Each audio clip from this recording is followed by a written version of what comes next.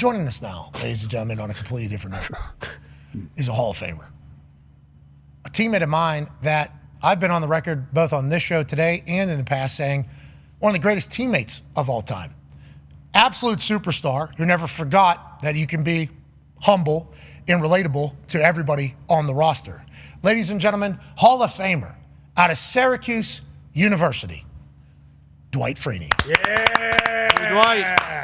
Hey, sorry about the rumor mill. Sorry about the rumor mill there. I think you just caught the tail end of it. A lot going on, Dwight. Hey, absolutely hilarious. Oh my goodness. Hey, that's good journalism. I was dying. That's good journalism. Hey, listen, man, Dahn, we love him. Yeah, we certainly do. Dwight, where are you at? You golfing right now? I know you're a big-time golfer, obviously. Man, listen, I just got off the course. Listen, I probably set the course record for balls in the water on 18. Okay. It was absolutely terrible. I was donating balls left and right, like I was, giving to the Salvation Army. I was like, here, you get a ball, you get a ball. It was terrible. Very nice. Very nice of you to do that. Some scuba golfer will get in there and dig all those up. So we had a good round going into 18, then it was ruined? Absolutely not. I don't even know why I even showed up today. Okay. To be quite honest with you. It's one of those days. Now, listen, if I was a professional, I'd be out there being professional, right? Yeah. I'm an amateur. I'm a hack. And this is what I do. Good day, bad day. Yeah, it is what it is. You play a lot, though. I mean, hey, Freeney, you're out there a lot, aren't you? We should be getting good at some point, right? You would think. Okay. You would think. Okay. Yeah, well, let's talk about the thing that you're great at, not just getting good at. Whenever I watched you play football, and I think this is everybody's experiencing you for the first time, it was like a very natural reaction to be like so explosive, so powerful, and seemingly playing chess against the person that he's battling against the whole time. You also looked out for everybody else on the team, including the rest of the D-line, obviously. When you get your name called and you finally find out that you're going into the Hall of Fame, was there any feelings? Was this something that you knew was coming inevitably? Did you get overwhelmed with emotion? What were your thoughts when you found out that you finally made it in after being told to wait a little bit?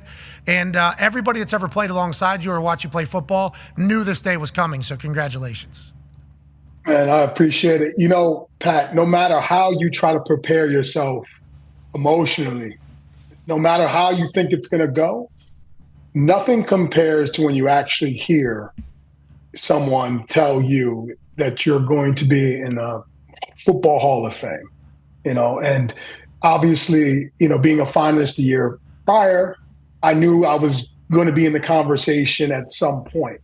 But, you got guys like Jared Allen who deserves to be in and is still waiting. Reggie Wayne, still waiting. So you don't really know.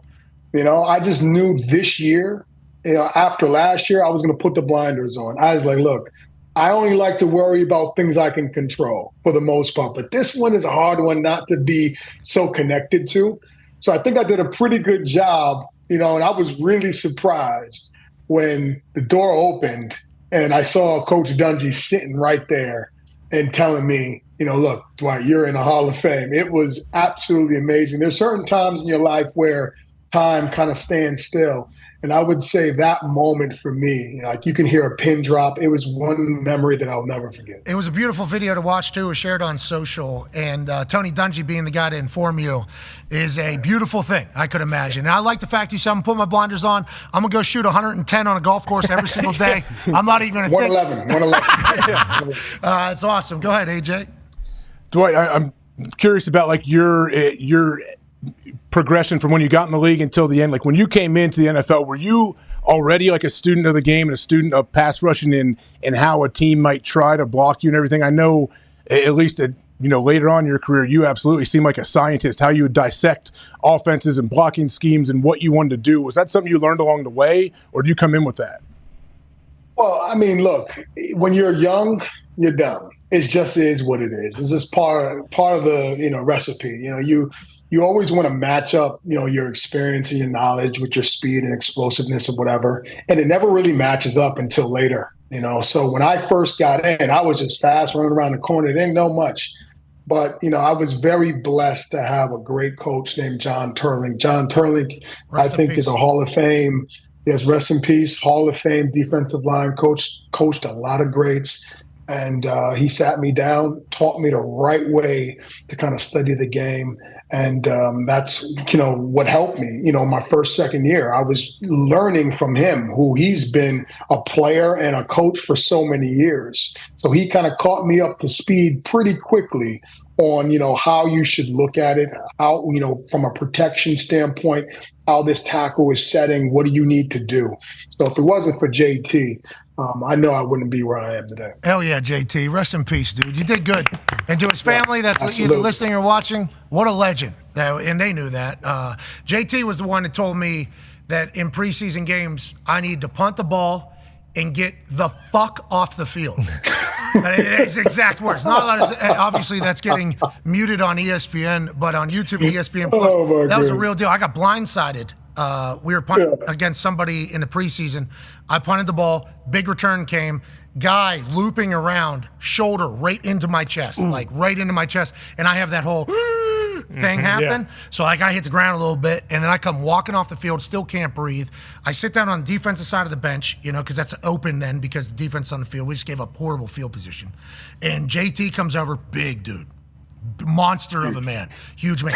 He comes over. This is the first time he has talked to me, and he sits down next to me, and he gives me the kid treatment, and he goes, "If it's the preseason, you punt the ball and you get the fuck off the field." And I said, you got it. He said, because they're gonna score right now, and nobody cares. Guess who cares? Nobody cares. Okay, so you punt the ball and you get off the field, and if you don't, we will have problems. Okay, and I was like, you got, losing my breath. And then he patted me on my leg so hard. And then he used my leg to get up. He used my leg to get up. And then he walked away. And it was from that moment forward, I felt like we were friends almost. And then you have a couple beers with the guy. He was the greatest. And I don't think anybody ever really talks about him much, D. I really don't think that is the case. Absolutely not. The question I have for you is, did you get treatment on your leg after JT put his weight on your leg? Freeney, I did have a bruise from the middle of the quad all the way down to the knee, but couldn't do it. Yeah, he was a legend. That team you guys had was so, I got to catch the tail end of it, obviously. Just the chemistry and the group of people was so magical, and obviously you're one of the leaders, always have been. Tone's got one of the questions for you. Yeah, Dwight, have you talked to Jim Irsay yet about your Hall of Fame gift? Because I'm not sure if you know. He bought Edgerrin James a Phantom, which I believe is, the price tag on that is not cheap. So I don't know if it's the same deal. And he also left money in the glove box. I don't know if it's the same deal for all Colts that go into the Hall. Have you talked to Jim about that yet? I need to talk to him. Okay, I need to talk to him. Jim loves us. Mm-hmm. That's one thing I would say about Jim is he loves us to death. We love him. He would do anything for us. Agreed. So that might be a conversation I need to have. Yeah, you should. He absolutely should. Especially now. I probably love hearing from you. But then also, he'd be like, "Oh, Free, I got this $900,000 car on back order right now. It's supposed to be coming to your golf course. Yeah, but put it down by the 18th hole.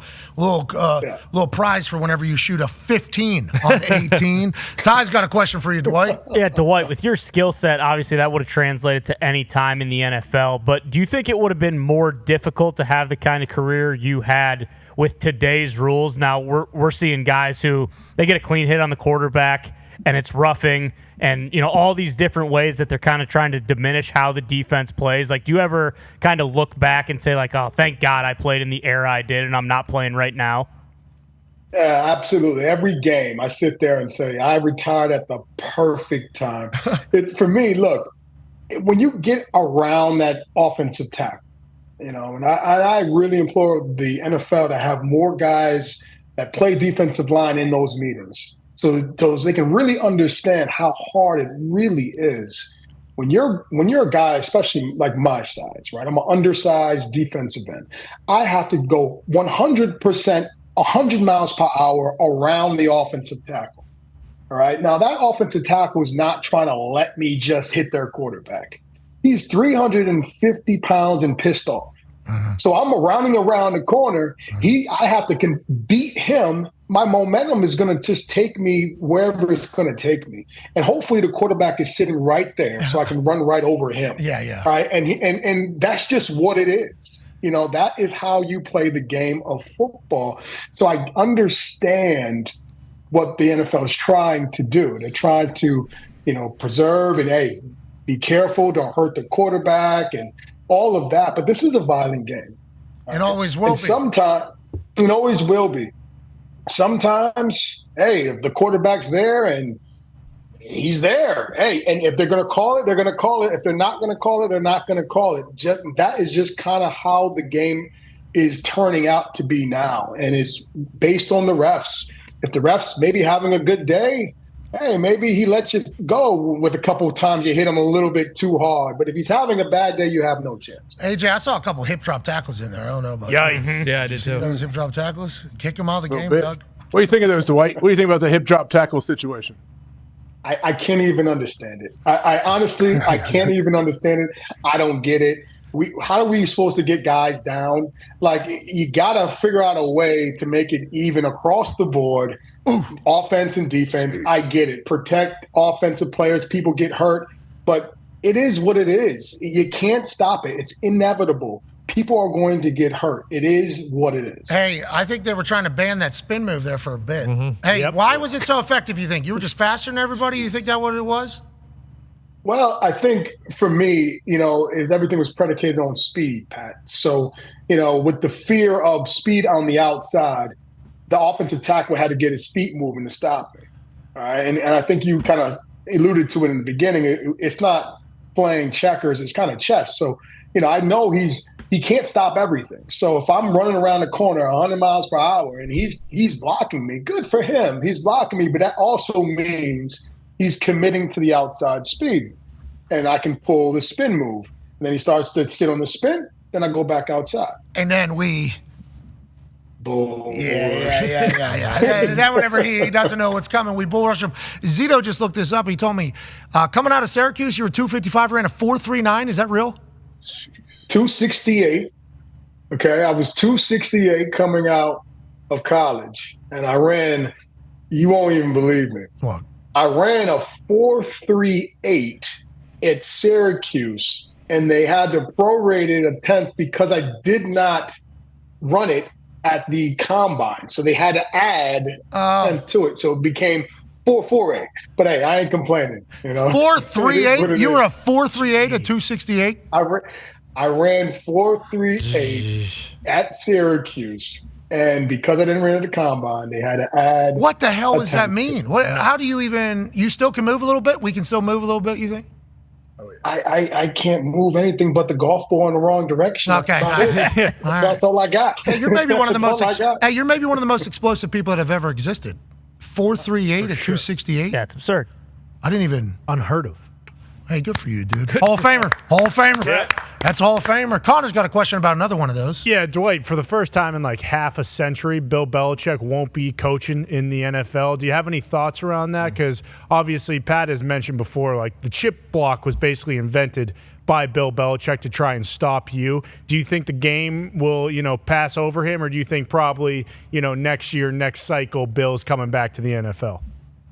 Well, speaking on the chip, he kind of created the tight end off the ball chip. The receiver. What is he even doing in the pass protection? Type of deal. But I think Bill is a genius, man. I think Bill is one of the greatest coaches that ever coached the game. He relates to the players, from a football perspective. It's hard to keep a guy like him out of the game because he knows so much.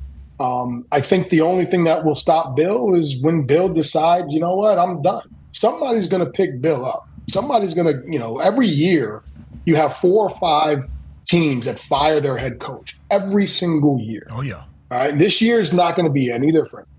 And Bill's going to be sitting right there, and he's going to get the pick of whatever he wants to, wherever he wants to go.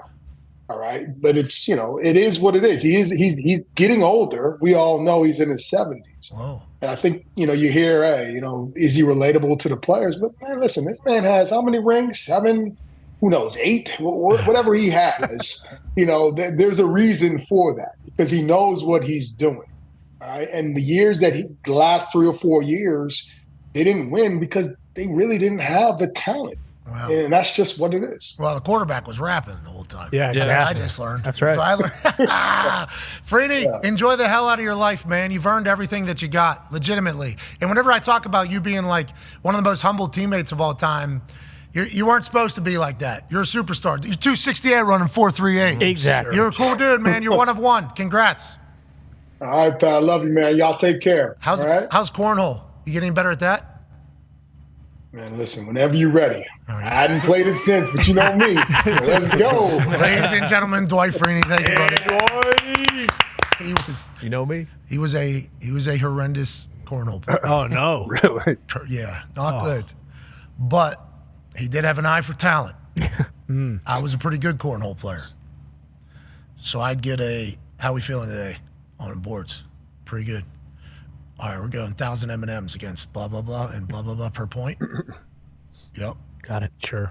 Let's go do that. Yeah. Let's go do that.